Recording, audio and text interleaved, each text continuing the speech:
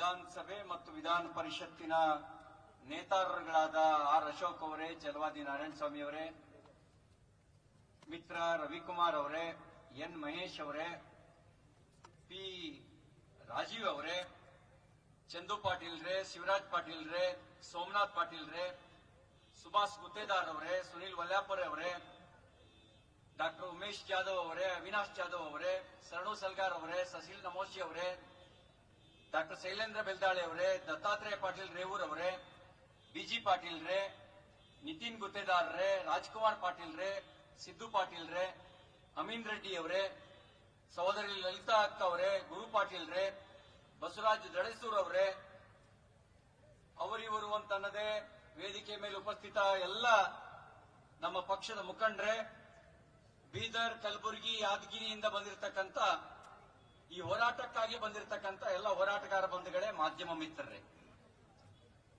ನಮ್ದು 5 ಬೇಡಿಕೆ. ಒಂದು, ತಪ್ಪು ಮಾಡಿದವರು ಬಂಧನ ಆಗ್ಬೇಕೋ ಇಲ್ವೋ? ಎರಡನೇದು, ಸಚಿನ್ ಪಾಂಚಾಳ್ ಕುಟುಂಬಕ್ಕೆ ನ್ಯಾಯ ಸಿಗಬೇಕೋ ಇಲ್ವೋ? ಸಿಬಿಐ ತನಿಖೆ ಆಗಬೇಕು. ಯಾವ ತನಿಖೆ ಆಗಬೇಕು? ಸಿಬಿಐ ತನಿಖೆ ಆಗಬೇಕು. ಸಚಿನ್ ಪಾಂಚಾಳ್ ಕುಟುಂಬಕ್ಕೆ ಪರಿಹಾರ ಕೊಡಬೇಕು.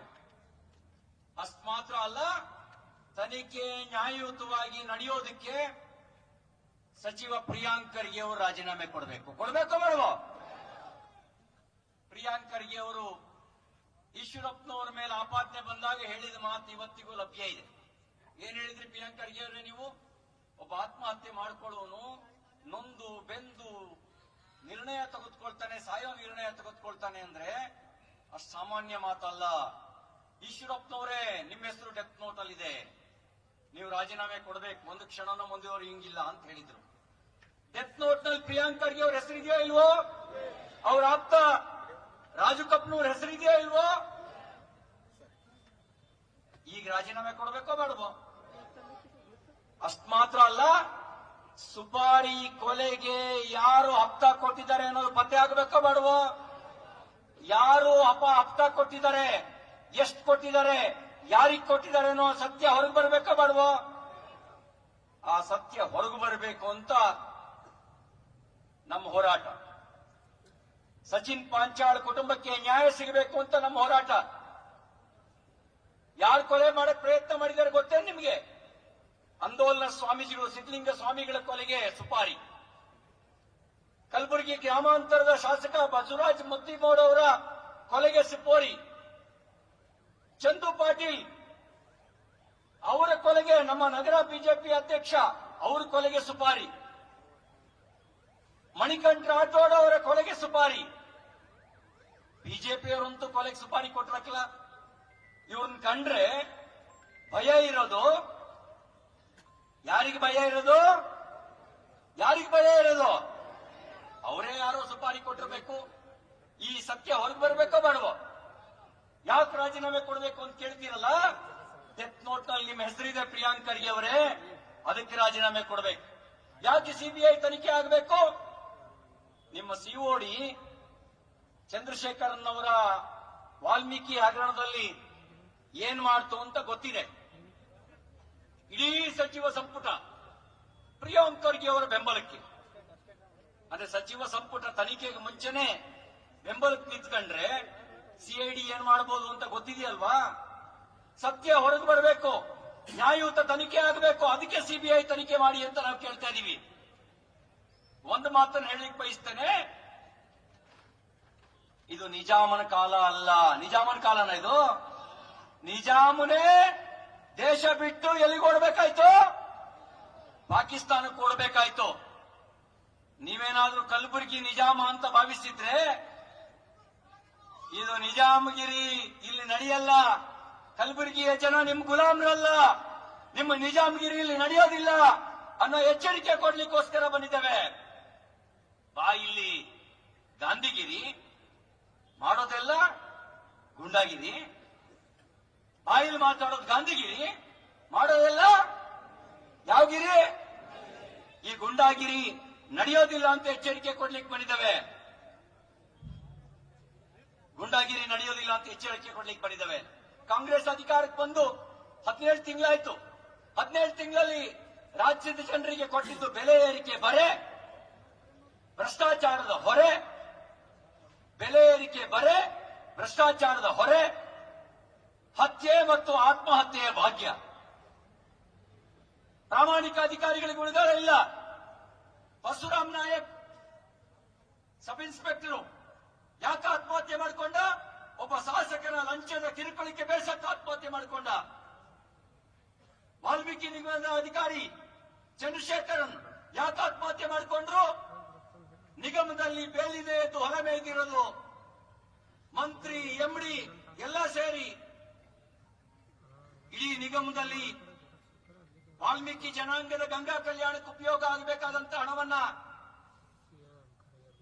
ಸ್ವಉದ್ಯೋಗಕ್ಕೆ ಬಳಕೆ ಆಗಬೇಕಾದ ಹಣವನ್ನ, ವಾಹನ ಖರೀದಿಗೆ ಬಳಕೆ ಆಗಬೇಕಾದ ಹಣವನ್ನ ಲೂಟಿ ಹೊಡ್ತಿರೋದನ್ನು ನೋಡಿ ಹತಾಶೆಯಿಂದ ಆತ್ಮಹತ್ಯೆ ಮಾಡಿಕೊಂಡ. ಅಷ್ಟು ಮಾತ್ರ ಅಲ್ಲ, ರುದ್ರೇಶ್ ಯಡವಣ್ಣನವರ್ ಬೆಳಗಾಂನಲ್ಲಿ 2nd ಡಿವಿಷನ್ ಕ್ಲರ್ಕ್ ಯಾಕೆ ಆತ್ಮಹತ್ಯೆ ಮಾಡಿಕೊಂಡ? ಸಚಿವೆ ಹೆಬ್ಬಾಳ್ಕರ್ ಅವರ ಪಿಎಯ ಲಂಚ ಬಾಕತನಕ್ಕೆ ಹತಾಶನಾಗಿ ಆತ್ಮಹತ್ಯೆ ಮಾಡಿಕೊಂಡ. ಅಷ್ಟು ಮಾತ್ರ ಅಲ್ಲ, ಶರಣಗೌಡ ನಿನ್ನೆ ಅಷ್ಟೇ ಆತ್ಮಹತ್ಯೆ ಮಾಡಿಕೊಂಡಿದ್ದಾನೆ. ಗದಗ್ನಲ್ಲಿ ಸಚಿನ್ ಪಾಂಚಾಳ್ 3-4 ಪೇಜಿನ 7 ಪೇಜಿನ ಡೆತ್ ನೋಟ್ ಬರೆದು ಆತ್ಮಹತ್ಯೆ ಮಾಡಿಕೊಂಡಿದ್ದಾನೆ. ಎಳೆ ಎಳೆಯಾಗಿ ಬಿಡಿಸಿಟ್ಟಿದ್ದಾರೆ. ಯಾವ ರೀತಿ ನಡೀತಾ ಇದೆ ಇಲ್ಲಿ ಗುಂಡಾಗಿರಿ, ಯಾವ ರೀತಿ ಸುಮಾರಿ ಕೊಲೆಗೆ ಸಂಚಿ ನಡೆಸಿದ್ದಾರೆ ಅನ್ನೋದನ್ನ ಎಳೆ ಎಳೆಯಾಗಿ ಬಿಡಿಸಿ ಆತ್ಮಹತ್ಯೆ ಮಾಡಿಕೊಂಡಿದ್ದಾರೆ. ಅಷ್ಟು ಮಾತ್ರ ಅಲ್ಲ, ಗುತ್ತಿಗೆ ಕೊಡಿಸ್ತೀನಿ ಅಂತ ಹೇಳಿ ರಾಜು ಕಪ್ಪನೂರ್ ಕರ್ಕೊಂಡು ಹೋಗಿದ್ದು ಪ್ರಿಯಾಂಕ್ ಖರ್ಗೆ ಅವರ ಮನೆಗೆ. ಪ್ರಿಯಾಂಕ್ ಖರ್ಗೆ ಅವರು ಗುತ್ತಿಗೆ ಕೊಡಿಸೋದ್ರ ಬಗ್ಗೆ ಫೋನ್ ಮಾಡಿ ಹೇಳಿದ್ರ ಬಗ್ಗೆ ಉಲ್ಲೇಖ ಮಾಡಿದ್ದಾನೆ ತನ್ನ ಡೆತ್ ನೋಟ್ ನಲ್ಲಿ. ಅದಕ್ಕಾಗಿ ನಮ್ಮ ಹೋರಾಟ, ನ್ಯಾಯಕ್ಕಾಗಿ ನಮ್ಮ ಹೋರಾಟ, ನ್ಯಾಯ ಕೊಡಬೇಕು ಅಂತ ನಮ್ಮ ಹೋರಾಟ. ಒಂದು ಮಾತನ್ನು ಹೇಳಲಿಕ್ಕೆ ಬಯಸ್ತೇನೆ. ರಾಜ್ಕುಮಾರ್ ಒಂದು ಪಿಕ್ಚರ್ ಹೇಳಿದ್ದಾರೆ, ಕೋಟೆ ಕಟ್ಟಿ ಮೆರೆದವರೆಲ್ಲ ಏನಾದ್ರು ಮೀಸೆ ತಿರುವಿ ಮೆರೆದವರೆಲ್ಲ ಮಣ್ಣಾದ್ರೋ ಇಲ್ವೋ? ಈ ರೀತಿ ಅಧಿಕಾರದ ದರ್ಪದಲ್ಲಿ ಮೆರೆದವರು ಕೂಡ ಒಂದಲ್ಲ ಒಂದಿನ ಮಣ್ಣಾಗಲೇಬೇಕು. ಏನಾಗಬೇಕು? ಮಣ್ಣಾಗಲೇಬೇಕು. ಬಹಳ ದಿನ ನಡೆಯಲ್ಲ. ಮಲ್ಲಿಕಾರ್ಜುನ್ ಖರ್ಗೆ ಅವರಿಗೆ ವಿನಂತಿ ಮಾಡ್ಲಿಕ್ಕೆ ಬಯಸ್ತೇನೆ, ನೀವು ಪುತ್ರ ವ್ಯಾಮೋಹದಿಂದ ಧೃತರಾಷ್ಟ್ರ ಆಗಬೇಡಿ. ನೀವು ಪುತ್ರ ವ್ಯಾಮೋಹದಿಂದ ಧೃತರಾಷ್ಟ್ರ ಆಗಬೇಡಿ. ನಿಮ್ಮ ಧೃತರಾಷ್ಟ್ರ ವ್ಯಾಮೋಹದಿಂದ ಮುಂದೊಂದು ದಿನ ಕುರುಕ್ಷೇತ್ರ ಯುದ್ಧ ಅನಿವಾರ್ಯ ಆದ್ರೆ ಕಲಬುರಗಿ ಜನ ಯುದ್ಧಕ್ಕೆ ತಯಾರು ಅಂತ ಈ ಹೋರಾಟಕ್ಕೆ ಬಂದಿದ್ದಾರೆ. ತಯಾರಿದ್ದೀರಾ ಇಲ್ವಾ? ತಯಾರಿದ್ದೀರಿ ಕೈ ಮೇಲೆ ಇಡಿ.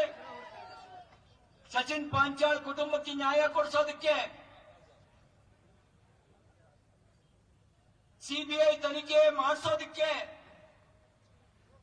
ಆರೋಪಿಗಳ ಬಂಧನಕ್ಕೆ ನಾವು ಕುರುಕ್ಷೇತ್ರ ಯುದ್ಧಕ್ಕೂ ತಯಾರನ್ನೋರು ಒಂದ್ಸರಿ ಕೈ ಮೇಲೆ ಮಾಡಿ ಹೇಳಿ.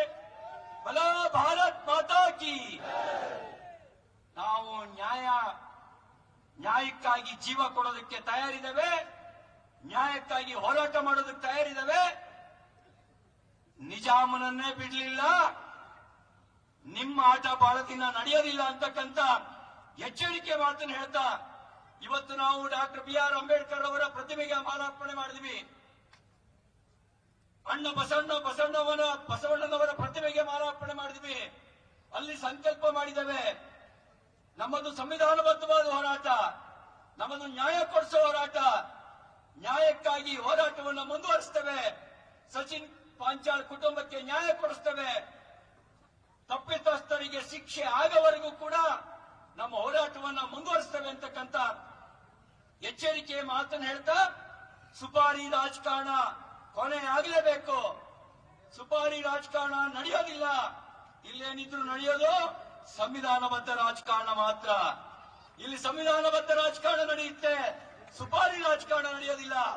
ಸುಪಾರಿ ರಾಜಕಾರಣ ಮಾಡೋಕ್ ಬರೋರಿಗೆ ಕಲಬುರಗಿಯ ಜನ ಅವಕಾಶ ಕೊಡೋದಿಲ್ಲ ಅಂತಕ್ಕಂಥ ಎಚ್ಚರಿಕೆಯ ಮಾತನ್ನ ಹೇಳಿ, ಮಾಫಿಯಾ ಕೊನೆ ಆಗಬೇಕು. ಕಲಬುರಗಿ ರಿಪಬ್ಲಿಕ್ ಬನಾನಾ ರಿಪಬ್ಲಿಕ್ ಅಲ್ಲ. ಕೆಲವರು ಅನ್ಕೋಬಿಟ್ಟಿದ್ದಾರೆ ಬೆಳಗಾಂ ನಮ್ಮದೊಂದು ರಿಪಬ್ಲಿಕ್. ಏನು ಮಾಡಿದ್ರು ನಡೆಯುತ್ತೆ. ರಾಮನಗರ ಕನಕಪುರ ನಾವೇನು ಮಾಡಿದ್ರು ನಡೆಯುತ್ತೆ. ಕಲಬುರಗಿ ನಾವೇನ್ ಮಾಡಿದ್ರು ನಡೆಯುತ್ತೆ. ನಡೀತಾ ಇಲ್ಲ ಅದೆಲ್ಲ ಏನು ಮಾಡಿದ್ರು. ಇಲ್ಲಿ ಸಂವಿಧಾನ ಮತ್ತು ಕಾನೂನು ನಡೀಬೇಕು. ಸಂವಿಧಾನ ಮತ್ತು ಕಾನೂನು ನಡೀಬೇಕು. ಇಲ್ಲಿ ಸಂವಿಧಾನ ಕಾನೂನನ್ನ ಮೀರಿ ಗುಂಡಾಗಿರಿ ನಡೆಸೋದಕ್ಕೆ ಬಂದ್ರೆ ಜನ ಉತ್ತರ ಕೊಡ್ತಾರೆ ಅಂತಕ್ಕಂಥ ಎಚ್ಚರಿಕೆ ಮಾತನ್ನ ಹೇಳಿ ಬಲೋ ಭಾರತ್ ಮಾತಾ ಕಿ, ಬಲೋ ಭಾರತ್ ಮಾತಾ ಕಿ, ಜೈ ಭೀಮ್, ಜೈ ಭೀಮ್. ಧನ್ಯವಾದಗಳು.